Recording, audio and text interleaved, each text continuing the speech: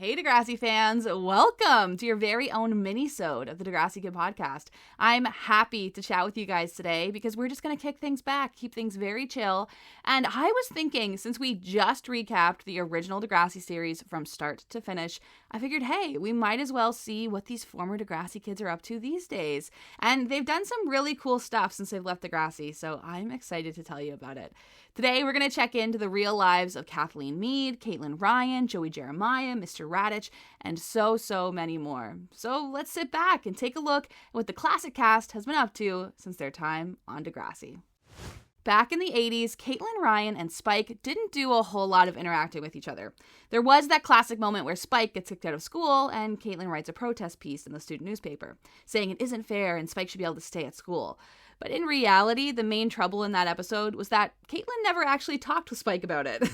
And Spike very reasonably gets mad, saying, I don't want to be your little project. So even in their storylines that do happen together, the problem is that they don't really talk to each other. Caitlin Ryan was played by Stacie Amanda, and she said, growing up on the show, we were always friends, but our characters were in different grades. So we didn't interact a lot. It was really only after the show ended and we both started working on Degrassi: The Next Generation that we really kind of bonded more and got to know each other. You'll remember Caitlin and Spike become so close in the later years that Caitlin, Lucy, and Emma become her bridesmaids when she married Snake. But their friendship in real life has some even crazier stories. In the mid-2000s, the duo got together and started to host DJ nights at local bars in Toronto. They'd get together and spin hits from the 1980s. Stacie said, DJing is kind of a hobby that we've gotten more and more into as it's developed because it's so fun. It just kind of grew out of our love for 80s music. Amanda Steptoe, who played Spike, said, it's funny, I don't think I've ever really grown out of the 80s. Even before DJing, a lot of the bands I listened to are from that era. Though Amanda and Stacie don't always promote that they're the classic Degrassi girls, it's not lost on them that they're playing music from the 80s, and they were on a hit show, Degrassi Junior High, which was popular in the 80s. Made very clear by all the hairspray Spike used every single day. Amanda said, if you want to come and stare at us for 3 hours, you can, but we're really not that exciting. The duo no longer DJs together, but they notoriously went by DJ Mysticious and DJ Demanda, which I absolutely love. Although many posters still advertise them as Caitlin Ryan and Spike from Degrassi, because, that's really what would draw a crowd in. Isn't that so fun? Could you imagine going out for an 80s night and it's hosted by such memorable characters from Degrassi? I saw a poster advertising one of their events, and it was $5 to get into it. What? That would be so freaking cool. These days, Stacie actually went on to become a physical and mental health advocate. She started her own fitness company called Moana Mist, and she encourages people to stay active and take care of their own well-being. She often shares about her own journey with mental health and stays connected with Degrassi fans over on Facebook and Instagram, so you can go connect with her. Amanda has stayed out of the spotlight for the last little while, but she joined Stacie on Degrassi tours and meet and greets with the fans, so that's how I got to meet her, and we love that. And that's what's up with Caitlin Ryan and Spike. Now, you guys know the whole reason we got Degrassi: The Next Generation was because Spike got pregnant and had little baby Emma, but she didn't do it alone. Shane McKay was Emma's dad in the original series, and these days, in real life, he's actually a real estate broker for Remax. Very random, but we have to remember that the original Degrassi kids, they weren't these experienced actors auditioning for these big roles to kickstart their career. They were just regular kids off the street, and for a lot of them, it felt just like an after-school program with their friends. So it makes sense that a lot of people from this generation of Degrassi didn't go on to become professional actors in real life. So Shane McKay was played by Billy Parrott, who recently posted on Instagram that he sold a home on the real Degrassi street in Toronto. Now, technically he leased it or whatever, but I don't really know how real estate works, so I'm just going to say he sold it. But Billy waited a while to post it because he actually closed the sale on April Fool's Day. And he was like, nobody will believe that this happened. So he posted it a few days later, and this is what he said on Instagram. Sold. Not the whole street. That would be crazy. Just one cute home. And it closed on April 1st. I resisted posting this because what would the chance be that I had been closing a deal on Degrassi Street on April Fool's Day, and it wasn't a joke? So, is this ironic? Is it meta? Or is it just funny to me? Either way, my life has come full circle.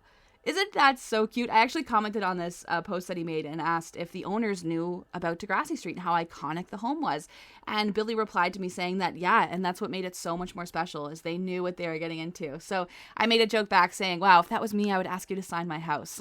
And he thought that was funny. So that felt really nice. But yeah, Shane McKay sells houses on Degrassi Street now. What the hell?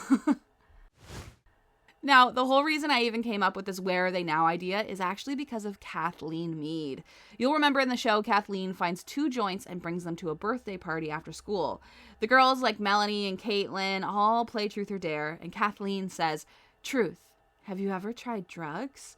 And they're all like, oh my God, no, of course we haven't. Then she pulls out this weed and says, "Dare, do you want to try some?" Oh, it's easily my favorite scene in the classic series. I think it is so funny. Well, what's even better is in real life, Kathleen is played by Rebecca Haynes-Saw, and she actually has a career working with youth. She specializes in harm reduction when it comes to substance abuse and youth advocacy, and her main priority is working with kids and adolescents. Here's what she had to say about being a Degrassi kid who went on to help kids just like Kathleen Mead. I think it's no accident that I became a youth substance use researcher, because I started out as an actress on the Canadian television series Degrassi. And what was so unique and different about Degrassi compared to other television for young people is that in the Degrassi storylines, youth always solve their own problems, and it was very youth-centered, and that's definitely the approach I take in my research, is amplifying youth voices and putting youth at the center.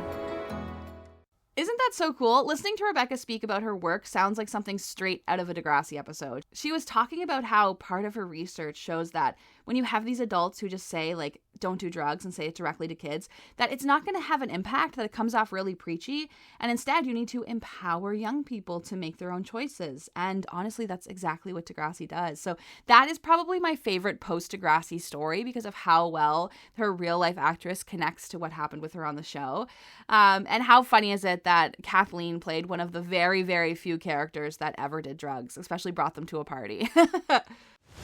Now, speaking of parties, Joey Jeremiah was not one to shy away from the party life in Degrassi. And in real life, he hasn't slowed down one bit. Pat Mastroianni played Joey Jeremiah from the beginning of Degrassi Junior High all the way through the next generation. And thanks to Pat, he's keeping the Degrassi legacy alive by hosting cast meet and greets, episode screenings, charity auctions, everything. You can find out everything Pat's been up to by visiting DegrassiTour.com. That's where I get a lot of cool swag, like my Degrassi Spike shirt and autographs and shoutouts. So I really want to tell you about the events that I've gone to, all because of Pat hosting these events. First of all, he gets the original classic cast together for Comic Cons, Fan Expo events, that kind of thing. I met Joey Jeremiah, Snake, Caitlin Ryan, and Tessa. Yes, like you were effing Tessa Campanelli, that Tessa. They all came to Halifax for Comic Con one year, and it was so much fun. I got them to sign my Degrassi merch, and they did a Q&A panel while I was there. It was amazing. And one of them even said, they were like, I'm pretty sure we were here just for you, which made a huge impact on me. And we took pictures together. They even posted me on their Instagram. It was so much fun. Then a few years later, I flew out to Toronto for a Degrassi bus tour. It was hosted by Pat Mastroianni and Mr. Raditch, who we'll talk about soon.